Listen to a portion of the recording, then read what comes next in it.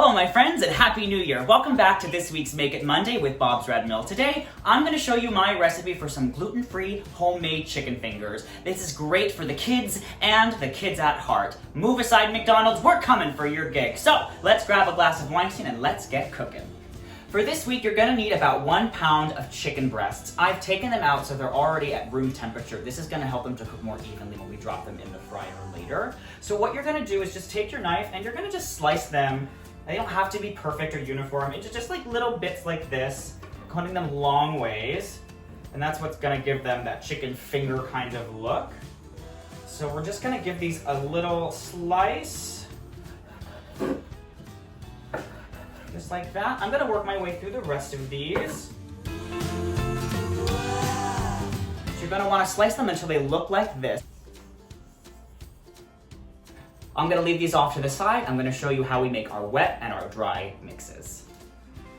Let's start with our dry mix. I'm gonna use 2 different Bob's Red Mill flours. I'm gonna use our corn flour and some tapioca starch. These 2, when they combine, are going to make a surprisingly crunchy bite on our chicken tenders. So I have 1 cup of our corn flour and 1/2 cup of our tapioca starch. We're gonna add these right into our bowl. I've got 1 teaspoon of both garlic and onion powder. That's gonna give this lots of flavor. And then I've got 1/4 teaspoon of baking powder and salt. Add that right in. I'm gonna give this a few whirls of some freshly cracked black pepper. And then we're just gonna whisk that all until it's nicely combined. And then we'll get started on our wet mix. Now it's time for our wet mix. We're gonna start with 2 eggs. I already cracked them. I've got 1/4 a cup of, you can use a regular milk or whatever non-dairy milk you prefer. I happen to have cashew milk on hand, which is surprisingly delicious, so I'm gonna use that here. But again, you can use any kind of dairy or non-dairy liquid that you'd like. So 1/4 a cup of that. And then, the kicker for me here is I'm gonna add 1 tablespoon of Dijon mustard. Again, I'm all about adding layers of flavor everywhere that I can. I think adding this just simple tablespoon of mustard is going to give not only some delicious flavor, but a really nice golden color as well to our chicken tenders. We're gonna mix this all together. Let me add actually a little touch of salt. Beautiful. And just whisk this all till it's combined and let it all sit together for a moment before we start doing our dredging process. I'll tell you more about that in just a second. So this next step, our dredging process, is gonna take just a little teeny tiny bit of math. We're going to do 3 rounds of dredging in our dry mixture and 2 rounds in our wet mixture. We're going to go dry, wet, dry, wet, dry. What this is gonna do, that first layer of dredging is gonna help everything stick to it. And the double dredging process after that is to make sure we get a nice, thick, crunchy texture on our chicken fingers. So, I'm gonna show you how we do it. Using tongs or your fingers, whichever you prefer, if you wanna get messy or not messy, I'm gonna use some tongs just to keep it a little clean. We're gonna go for a quick dredge in our dry mix. That's 1, are we keeping count? Into our wet mixture, real quick. Back into our dry mixture, that's 2. Fish it out, shake off the excess. Back in the egg 1 last time, flip it, and then we're back into 3rd time, that's right. Back in here, shake it up, fish it out, and then we're just gonna leave it on a plate, and we're gonna want our chicken fingers to rest with that coating for just a few minutes before we drop them in the fryer.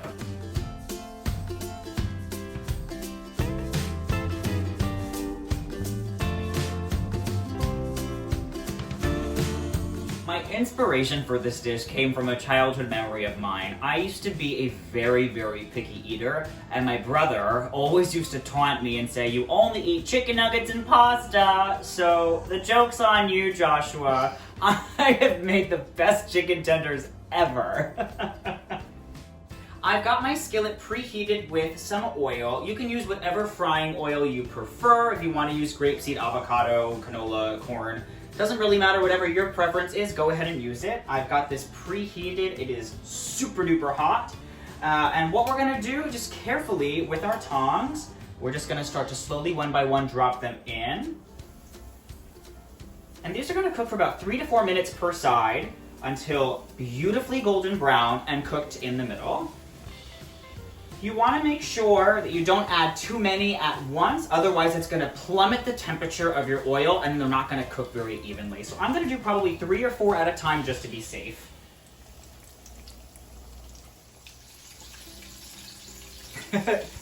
These have been cooking for just a few minutes. I'm gonna flip them over nice and carefully. You're never gonna go to a fast food restaurant ever again. Whether you're gluten-free or not, these are gonna change your life. That's all I have to say. Tell us about your apron, Matt.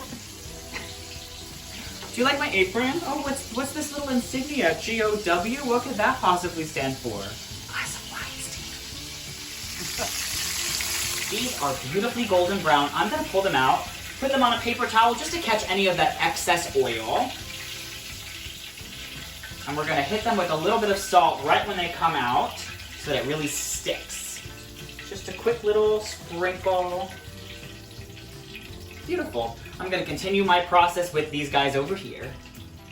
In you go. Thank you for your service. It's flipping time. Oh, so gorgeous. Whoever thought chicken fingers could be so beautiful?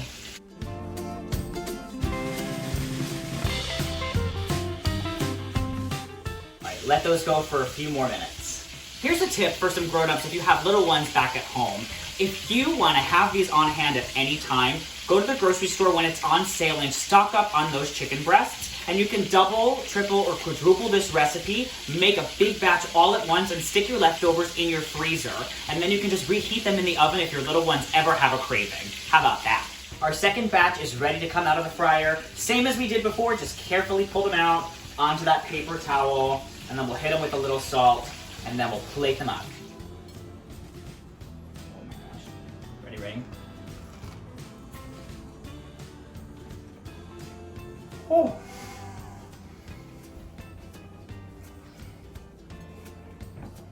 That crunch, it is like a true ASMR dream. Oh, it's so good. You can pair these with whatever condiment you like. Me, I'm Team Mustard. Thank you so much, everyone, for tuning in for this week's Make It Monday with Bob's Red Mill. I'm Matt Weinstein, aka Glass of Weinstein. If you like what I'm doing here, you can follow me on my Instagram, TikTok, and YouTube pages, all under the same name, Glass of Weinstein, or on my brand new website, glassofweinstein.com. Thanks again for tuning in. I hope you or your kids or your loved ones love these chicken tenders as much as I do. Happy New Year, everybody. Enjoy.